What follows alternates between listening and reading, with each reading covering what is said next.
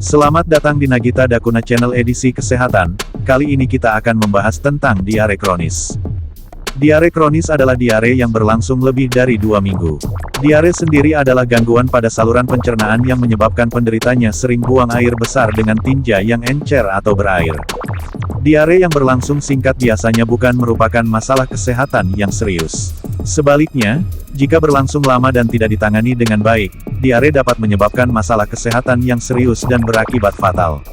Penyebab diare kronis. Diare kronis dapat disebabkan oleh sejumlah kondisi. Oleh karena itu, penderita sangat disarankan untuk memeriksakan diri agar penyebabnya bisa diketahui.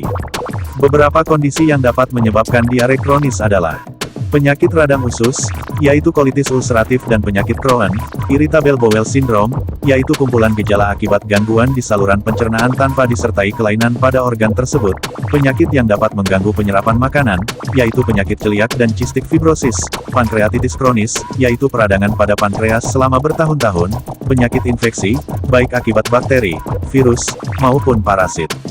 Intoleransi laktosa, yaitu gangguan dalam penyerapan zat gula pada produk susu atau sejenisnya, alergi makanan, sindrom malabsorpsi, yaitu gangguan penyerapan zat nutrisi di usus halus, efek samping obat-obatan, seperti antibiotik, obat pencahar, obat MAH, dan obat kemoterapi, efek samping operasi di bagian perut, yaitu kolesistektomi.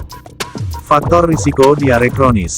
Meski dapat terjadi pada siapa saja, ada sejumlah faktor yang dapat meningkatkan risiko seseorang mengalami diare kronis, yaitu memiliki riwayat penyakit radang usus dalam keluarga, melakukan perjalanan ke daerah dengan angka infeksi bakteri dan infeksi parasit yang tinggi, pernah menjalani operasi pada daerah perut, pernah menderita penyakit pankreas, menderita penyakit tertentu, seperti diabetes dan hipoparatiroid, mengonsumsi minuman beralkohol atau berkafein secara berlebihan. Gejala diare kronis. Gejala utama diare kronis adalah tinja yang menjadi encer dan peningkatan dorongan buang air besar yang terjadi selama lebih dari 2 minggu. Gejala ini dapat juga disertai dengan perut kembung, mual, kram perut, sakit perut berat, penurunan berat badan, BAB berlendir atau BAB berdarah, mudah lelah, kulit pucat, demam, mual dan muntah.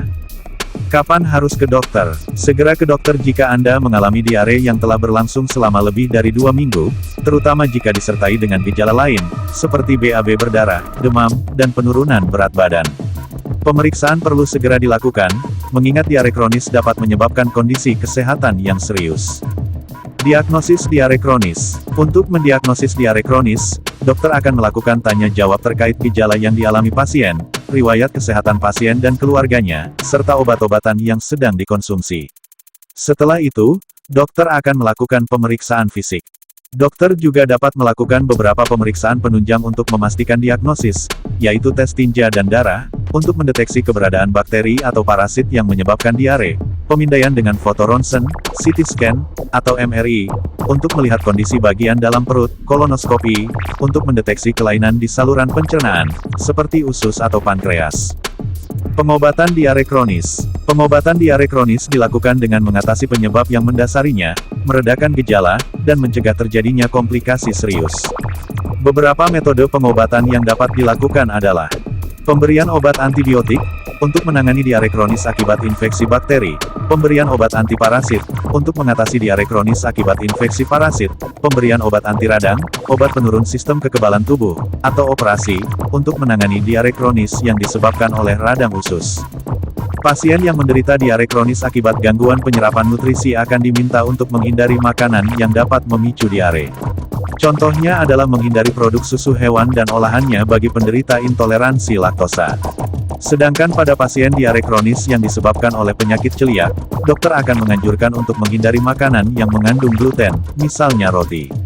Sementara itu, untuk meredakan gejala diare kronis, dokter dapat memberikan obat-obatan berikut meliputi Bismat, untuk meredakan diare, sakit perut, mual, atau mulas, suplemen serat, untuk membuat tinja lebih terbentuk dan tidak encer, loperamid, untuk memperlambat gerakan usus sehingga membuat tinja menjadi lebih padat dan frekuensi buang air besar menjadi berkurang, okreotid, untuk menangani diare kronis yang sangat parah. Untuk membantu proses penyembuhan dan mencegah kondisi makin parah, pasien dianjurkan untuk melakukan hal-hal di bawah ini meliputi memperbaiki pola makan, mengonsumsi makanan rendah serat, banyak minum air putih untuk menghindari dehidrasi, menghindari minuman berkafein dan beralkohol, tidak makan berlebihan. Komplikasi diare kronis. Komplikasi utama yang dapat terjadi akibat diare kronis adalah dehidrasi karena tubuh kehilangan banyak cairan. Dehidrasi yang tidak ditangani dengan baik dapat berakibat fatal hingga mengancam nyawa.